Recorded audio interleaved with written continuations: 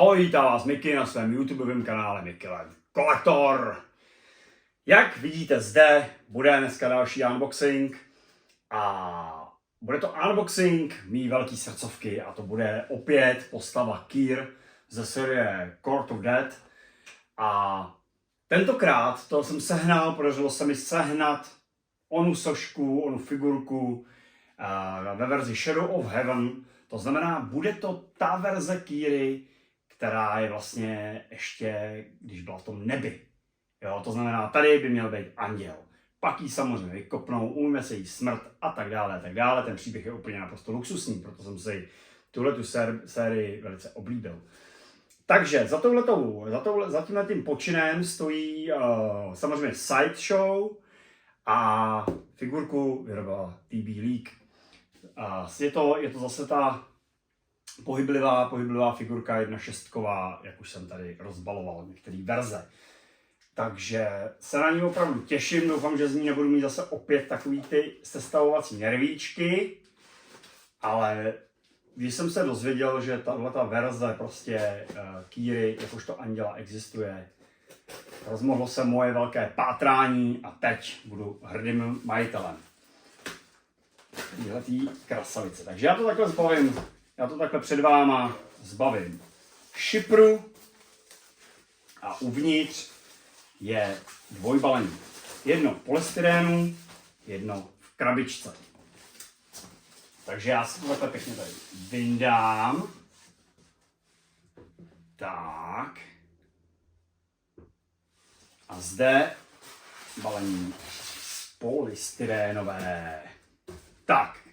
Krabici pošlu teda tentokrát do nebe, protože tahle Kyr pochází ještě z nebe. A vrhnu se na unboxing, takže nejdřív se podíváme na balení. Ofoukáme kuličky. No, to je právě ono. Ona ta Kyra by měla vypadat nějak takhle prostě. Takhle krásně. A já, když jsem viděl ty obrázky z toho, tak opravdu jsem vyhlásil pátrání. Ta figurka je označovaná na stránkách Sideshow jako samozřejmě sold out, to znamená vyprodaná. O to větší radost mám z toho, že jsem to teda dokázal sehnat. Tak, abych dodržel nějaký řád, jo? Tak já bych se první vrhnul opět tady do toho polystyrenového balení, kde by měl být base, základna pro tady tu sošku, nebo teda respektive figurku. Tak jsem to trefil na poprvé, ještě se podíváme teda, co obsahuje tady a tady, tak to rozbalení bylo naprosto rychlý a parádní. Takže takhle, doufám, že mi nic nevypadne, já si to takhle přidržím, je balený base a zde jsou nějaký doplňky. No, vypadá to, že teda, abyste měli z toho lepší požitek, tak já si změním kameru, abyste to viděli. Tak a pro lepší požitek z toho unboxingu jsem to teda trošku musel změnit. A zde teda vidíte base a zde budou teda nějaký křídla. Takže já jsem mrknu na ten base takhle pěkně. Tady si z toho vyndám. Tak oproti Sideshow teda přímo, já teď nevím, jak to bude vidět, je teda z druhé strany jenom nápis TB League. A base vlastně tvoří, to jsou takový jako schody, že jo, s mečem, po kterých bude zřejmě Kyra stoupat. Zde jsou nějaký pařáty, krásně udělaný. No, vypadá to hezky. A zde jsem vlastně v tom polystyrenu ještě objevil 2 sady křídel, což teda odpovídá tomu, že opravdu tady ta Kyra bude ještě jako anděl. Takže tolik k polystyrenovým balení. No a nyní vám nechám nahlédnout do této části balení, což je krásná krabice. Takže tu takhle otevřu. Takže ano, zde vidíte vlastně opět takový ten návod, jak se s figurkou dá potom pohybovat a takhle. To už jsem ukazoval v minulém díle u jiné sošky. Tady je vlastně informace Kyr Shadow of Heaven 1/6 akční figurka. a balený, pozor, takže teď něco uvidíme už.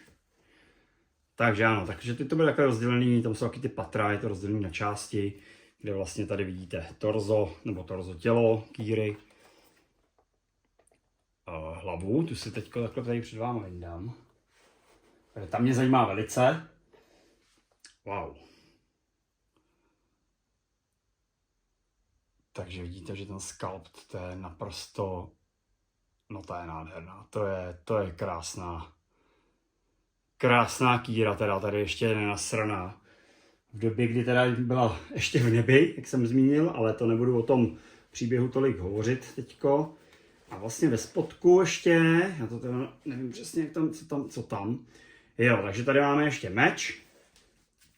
Samozřejmě pomocný stojánek, protože se dá hodně jako pohybovat, hodně post tam je. Její legendární meč, že jo, obrovský, s hezkými detaily a plášť. Tak, a já se vrátím, až tu sošku postavím, protože jak jste zvyklí u tady těch videí, nebo ani ne tak vy jak já, tak prostě točit, jak to sestavuju, by bylo živoucí peklo. Ještě vám ukážu takhle to torzo, jak to vypadá, jak se to krásně dá prostě pohybovat s tím. A já se vrátím s nějakou krásnou pózou a uděláme si recenzi na tuhletu 1.6 akční sochu. Tak a já mám zhruba po 20 minutách postaveno.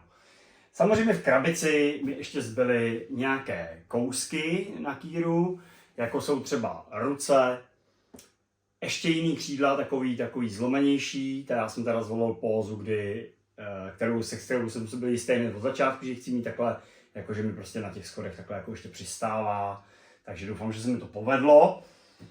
A pak tam mi byl ještě plášť, ta se používá vlastně do verze, když ty křídla nedáte, tak má potom prostě ještě takový ten plášť, jako mají ty temný kýry, který jste viděli v minulých recenzích, ty veliký. Takže jsem ji prostě navolil takhle, takže v krabici mám ještě náhradní věci, kdybych prostě to chtěl jako nějakým způsobem přepozovat. Věřte mi, že si s touhletou figurkou můžete dělat, co chcete.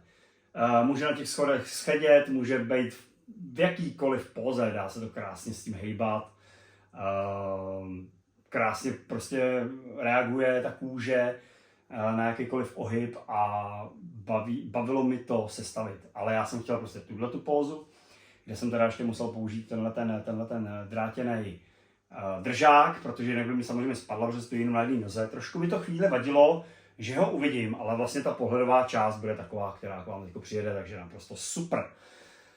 No, co se týče detailů a jako zpracování, tak jsem naprosto spokojený. Už tuhletu sérii jako tak trošku znám a když jsem scháněl tuhletu andělskou verzi kýry, tak už jsem věděl tak nějak do čeho jdu z obrázků a videí a je opravdu nádherná, je to nádherná ženská, prostě tady ještě taková nenasraná, že jo, prostě a ten sculpt toho obličeje, ty oči, jak jsou namalovaný, to je prostě taková temná verze Barbie, je to prostě krásná figurka. Jsem rád, že do té série k Court of Death někdo vymyslel trošku světlejší postavu, jo, protože je to celý temňárna, že jo, to je dark fantasy. A teďko to prostě prosvětlím touhletou andělskou krásnou figurkou, která mě dostala do kolen, protože mám z ní fakt velkou radost. Za prvý je hodně špatně sehnatelná a za druhý je prostě krásná a já si nemůžu pomoct. A jí svatozář, no celý je to umocněný krásně. Sideshow uvádí, že tahleta akční figurka měří 30,5 cm. Ovšem realita je jinak, protože vy, když zvolíte ty křídla, tak jste o 10 centiáků jinde a s rozpětím jste přes 40 cm. Takže ono si ji můžete umocnit podle toho, jak s tím zahejbete, jak ji uděláte. Ale myslej tím, že asi jako prostě tělo, ty kýry, od svatozáře k nohám má 30,5, ale jak vidíte, působí mnohem větší, nebo ne působí, ale je To je podle toho opravdu, jak vy si ji naštelujete. Takže za mě velká spokojenost, líbí se mi i ten bass, jak je provedený, když jsem tam vlastně do těch čepů tady vsunoval ty pařáty prostě, jo, no to je, prostě jsem spokojený. Tak, tam se vrátím, dobrý. Takže paráda. Za mě super, jsem rád, že do tady té série Court of Death budu mít jednu světlejší postavu, nebo světlejší verzi postavy, než ji nasrali v tom nebi. Takže Mickey je spokojený a vy mi dejte vědět, jak se vám líbí takováhle krásná andělská soška. Já vám díky za shlédnutí, díky za veškerou vaši podporu, kterou vy víte, že já si vážím. Moc vás zdravím a zase někdy brzy u nějakého videa se s váma loučí Mickey.